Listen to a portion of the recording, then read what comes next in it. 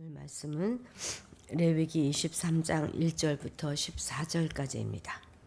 레위기 23장 1절부터 14절까지 한 절씩 교독하겠습니다. 1절 제가 먼저 읽습니다. 여호와께서 모세에게 말씀하여 이르시되 이스라엘 자손에게 말하여 이르라. 이것이 나의 절기들이니 너희가 성회로 공포할 여호와의 절기들이니라. 엿새 동안은 일할 것이요 일곱째 날은 쉴 안식일이니 성회의 날이라. 너희는 아무 일도 하지 말라. 이는 너희가 거주하는 각 처에서 지킬 여호와의 안식일이니라. 이것이 너희가 그 정한 때에 성회로 공포할 여호와의 절기들이니라. 첫째 달 열 나흔 날 저녁은 여호와의 유월절이요 이날 열 닷새 날은 여호와의 무교절이니 이래 동안 너희는 무교병을 먹을 것이요 그 첫날에는 너희가 성회로 모이고 아무 노동도 하지 말지며 너희는 이래 동안 여호와께 화제를 드릴 것이요 일곱째 날에도 성회로 모이고 아무 노동도 하지 말지니라. 여호와께서 모세에게 말씀하여 이르시되 이스라엘 자손에게 말하여 이르라. 너희는 내가 너희에게 주는 땅에 들어가서 너희의 곡물을 거둘 때에 너희의 곡물의 첫 이삭 한 단을 제사장에게로 가져갈 것이요 제사장은 너희를 위하여 그 단을 여호와 앞에 기쁘게 받으심이 되도록 흔들되 안식일 이튿날에 흔들 것이며 너희가 그 단을 흔드는 날에 1년 되고 흠없는 수양을 여호와께 번제로 드리고 그 소제로는 기름 섞은 고운 가루 10분의 2 에바를 여호와께 드려 화제로 삼아 향기로운 냄새가 되게 하고 전제로는 포도주 4분의 1 흰을 쓸 것이며 너희는 너희 하나님께 예물을 가져오는 그날까지 떡이든지 볶은 곡식이든지 생 이삭이든지 먹지 말지니 이는 너희가 거주하는 각 처에서 대대로 지킬 영원한 규례니라. 아멘.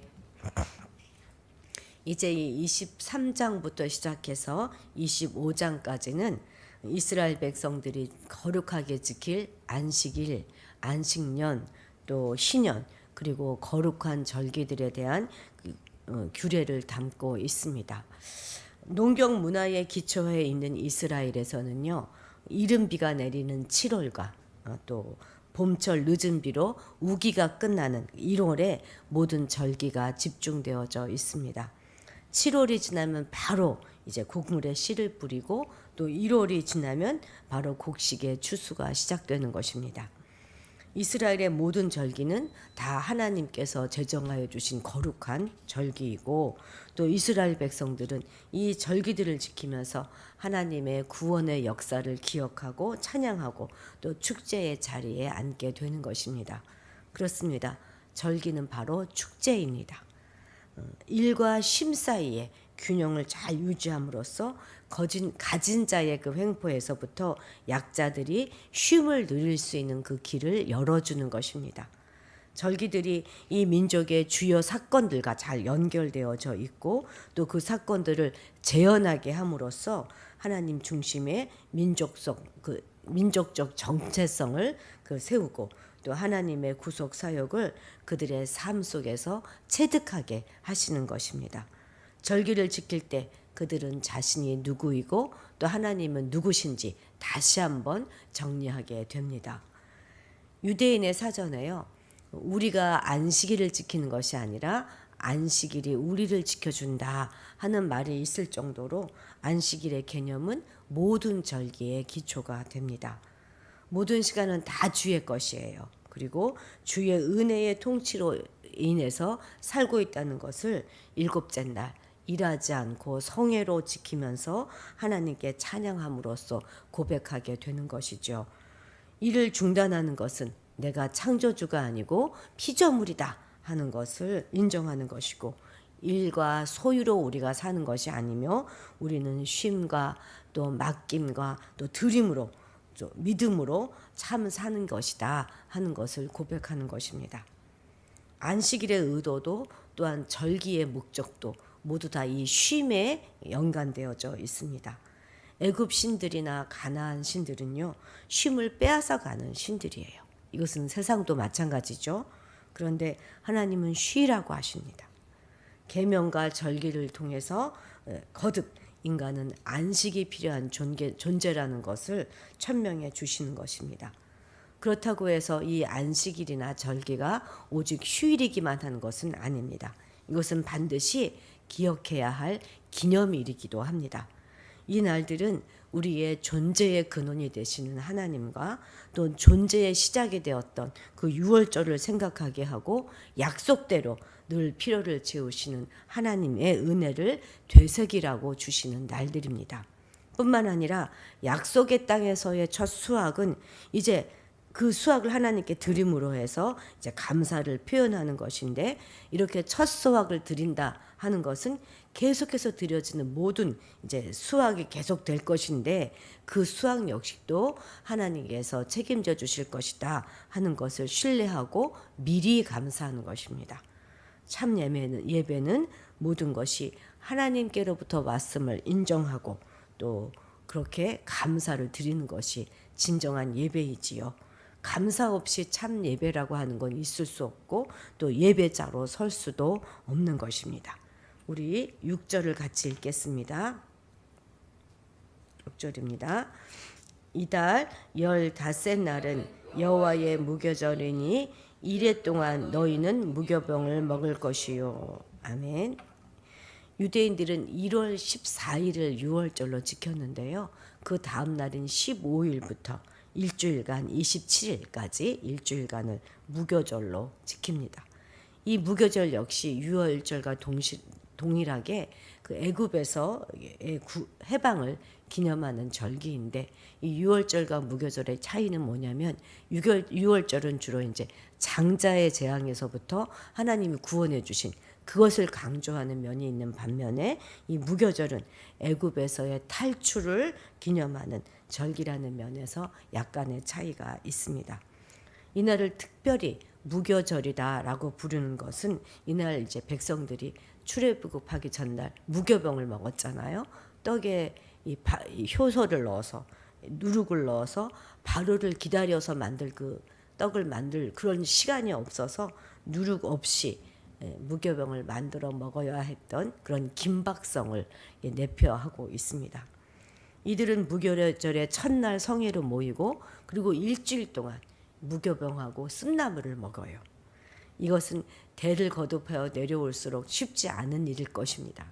그런데도 이런 과정들을 통해서 이거를 지켜가면서 오고하는 모든 세대 가운데 하나님의 역사심을 교육하는 아주 중요한 장치가 되었습니다. 그리고 마지막 날 다시 한번 성회로 모이는 거죠. 우리나라도 6.25 날 이게 꽁보리밥 같은 거친 음식을 먹으면서 식구들끼리 이렇게 둘러앉아 어른들로부터 6.25에 관한 그 이야기들을 자손들에게 이렇게 들려주는 그런 풍습이 계속 내려왔다면 오늘날과 같은 이런 사상적인 혼란은 없지 않았을까 하는 생각을 해봅니다. 우리는 6.25가 뭐 그냥 쉬는 날 정도로만 생각하고 있지 않습니까? 참 지혜로운 유대인인 것 같습니다. 그런데 하나님께서 이렇게 이스라엘 백성들에게 일주일간이나 이 무교병을 먹도록 하신 데는 또 다른 이유가 있습니다. 그것은 구원받은 자는 성결한 삶을 살아야 함을 강조하기 위함입니다. 성경에서 누룩은 그 발효성으로 인해서 흔히 사람을 부패하게 만드는 죄를 상징하지 않습니까? 따라서 하나님께서 이스라엘 백성들에게 이 무교절 기간 동안에 무교병을 먹게 하신 것은 유월절 사건을 통해서 애굽에서 해방되고 구원받은 이스라엘 백성들에게 하나님의 백성으로서 성결한 삶을 살아야 한다는 것을 강조하기 위함인 것입니다. 또한 우리 유월절은 날 하루 저녁 지키잖아요. 그런데 무교병을 먹는 이 무교절은 7일간 계속된다는 사실을 우린 꼭 주목해야 합니다. 여기서 7이라고 하는 것은요, 12와 마찬가지로 완전수입니다. 이것은 무엇을 의미합니까? 유월절 사건으로 이스라엘 백성들이 애굽에서 해방되어서 하나님의 백성이 되었지만 지속적으로 성결의 삶을 살아가야 한다 하는 것을 의미하는 것입니다. 동시에 하나님의 백성이 된 성도들은 비록 구원은 단번에 우리가 받았잖아요. 고백으로. 그렇지만 완전한 성화가 이루어지는 그날까지 성결한 삶을 계속해서 지속해 가야 한다는 것을 우리에게 알려주는 것입니다. 그렇기 때문에 끊임없이 우리는 이 겸손한 말씀 앞에 우리를 쳐서 굴복시켜서 하나님 앞에서 항상 성결한 삶을 살아가야 할 것입니다.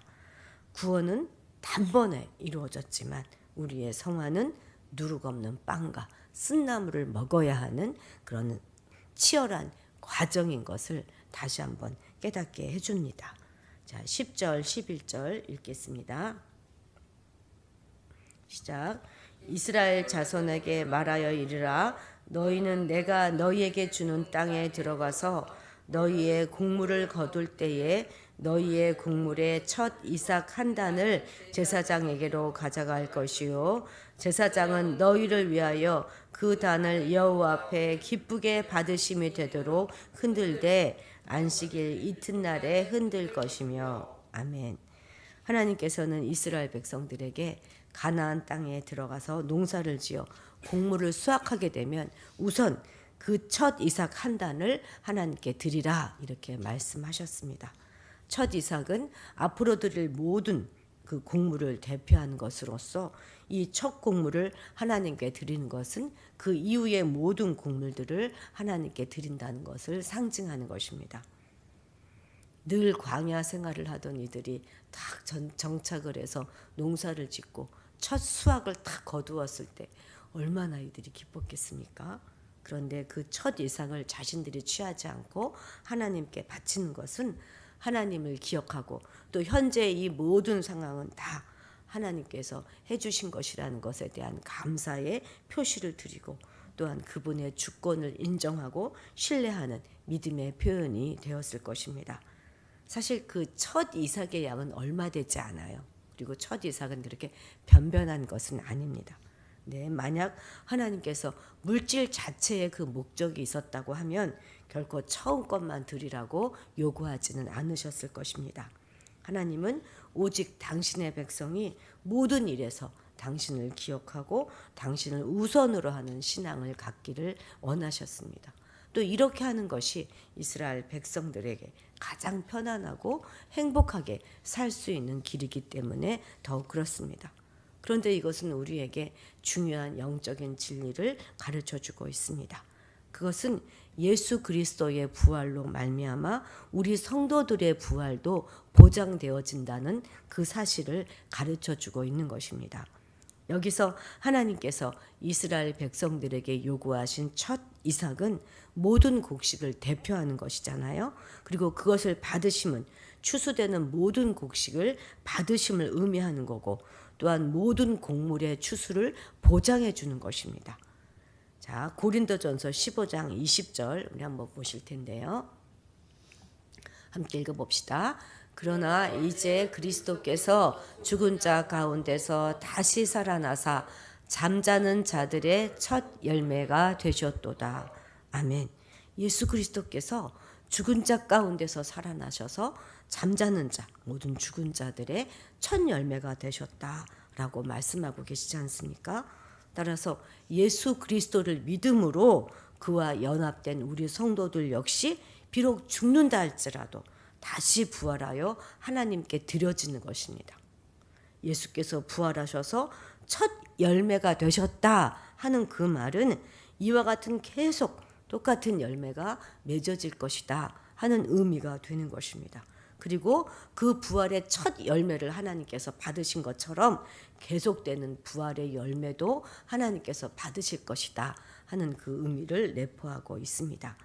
예수 그리스도께서 부활하여 하나님께 부활의 첫 열매로 드려진 이상 우리 또한 부활하여서 하나님께 드려진다는 것은 틀림없는 사실입니다. 그것을 예수님이 부활의 첫 열매가 되심으로 확증해 주신 것이에요. 그러므로 예수 그리스도의 부활을 믿는 우리는 또한 우리의 부활을 확신함으로 흔들리지 않는 그런 부활 신앙을 가져야 할 것입니다. 그 부활 신앙으로 오늘도 승리하며 사시기를 주님의 이름으로 축복합니다. 기도하시겠습니다. 죽은 자 가운데서 다시 살아 잠자는 자들의 첫 열매가 되신 주님을 인하여 감사드립니다. 이제 우리가 그리스도와 연합한 자가 되었으니 이 땅을 살아가면서 부활의 산 소망을 가지고 살아가게 하옵소서. 우리에게 절기를 허락하여 주셔서 우리 삶과 우리 살아가는 모든 역사 가운데 함께 하신 하나님을 기억하며 그 날들을 허락하신 하나님께 감사하는 신앙으로 살아가게 하심을 또한 감사드립니다. 늘 우리의 삶으로 하나님의 주권을 인정하며 단번에 죽으심으로 이루어 주신 우리의 구원을 끝없이 말씀 아래 굴복시켜 성화를 치열하게 이루어가는 우리의 삶이 되게 도와주시옵소서. 감사드리며 예수님의 이름으로 기도드렸습니다. 아멘.